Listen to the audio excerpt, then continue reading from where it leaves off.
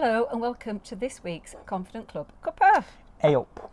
Now this is a bit of a different one this time, Steve, because What's that? what we want is the people that are watching this to think of ideas rather than us giving them ideas. Why?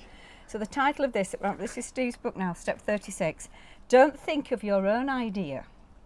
And we were talking earlier, weren't we, about sometimes you prejudge things? Yeah, I think the other thing I've said, just as in a caveat, as a side to that, you know, when people ask me where did ideas from the book come from? Yeah. Other people.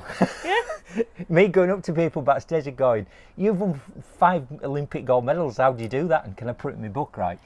Yeah, so you may have some ideas on how to be a complete and utter duck up, and if you're to do the opposite, how could be more successful, that you could tell us, that are in my book, and they can go in the 4th edition. 4th edition, yeah, that's a good idea. But until then, just thinking about the whole idea thing about ideas, really. Well, there's two, isn't it? There's putting down yourself, coming up with Yes. ideas and putting those away. Or, I don't know if you like this at work, what's the environment like in your workplace? When people come in, you know, you always get the new, it's usually the new person that's the bright spark comes in Let's with come loads back of to that. ideas. Let's talk about that first thing first, All like right, putting yourself down. I think the thing, we said this time and time again, but I'm going to say it again, right, which is we're all ideas factories. Yeah.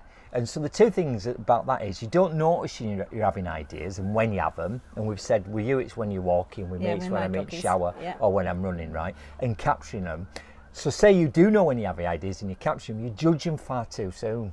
And you go, this is crazy, this will never work, right? Yeah. You never test it, right? Yeah. So that'd be the thing about that. It's like you've got to be easy on yourself, right? And Steve, I know you love to talk about marathons, and Yes. I know he's doing his 4th one in Yes. October. Yes. But you were telling me about incremental gains when you... Well, I think the other thing I would say to this is, you know, and I challenge myself on this all the time, like if you always think what you've always thought, then you only learn what you already know, right? Yeah. So every time now, it's the 4th time I kind of look back on what I've got my training, which should be really alarmed if you're not capturing your thoughts, right? I've got all my training books from the last 4 years, so I can look at the numbers I did, right? That's the thing with ideas, how are you going to measure it against what you did in the past? And then just trying some crazy stuff out, right?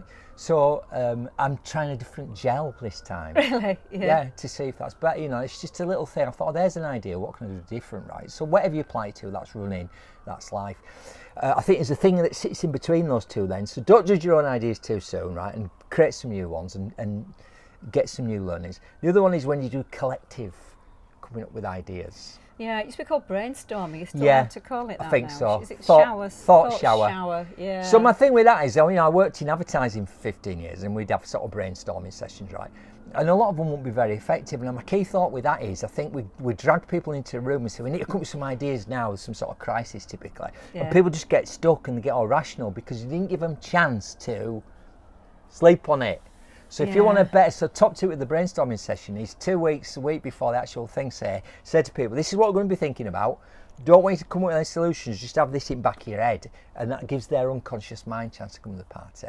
And the third thing you were saying was about creating a culture. Well, this bit here, yeah. So bear in mind, this is about being a duck up. Yeah. So if you're unlucky enough to have a bright spark, and usually it is the new person, right? They come bursting into your office, don't they? Full of loads of ideas. Because it's interesting. They see things differently because you've been sat there for years doing the same thing. New people are your best. Over and over and over again. But some of these are great responses that are great for making people into duck ups. Yeah. Right. Oh, we've tried that before. Tried that before, classic, yeah. That sounds crazy to me. Yeah. Maybe next year. Yeah.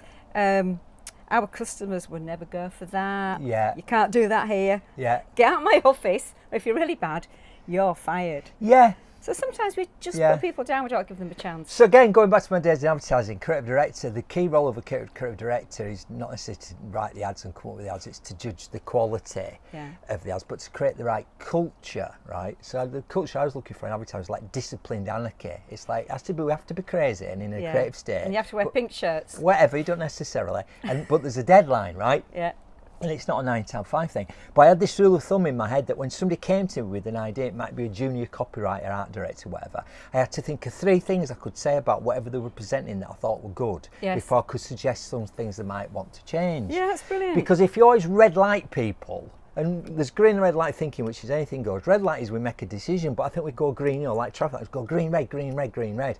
So you don't want to red light people too soon. At some point you might have to say no, but it's like, how do you say no to people in such a way that they come back with even more enthusiasm, with even more ideas? Well, we were really proactive in my accountancy practice, because Steve used to come in with all these great workshops and trying stuff out. And we got really proactive about encouraging people to come up with new ideas. Yeah. And the guy that came up with the most ideas, young Michael, at the time aged 19, office junior, right? We had a suggestion box and it was just full of stuff from Michael, and every week he nearly won. Brilliant. So, you know, it's... Right.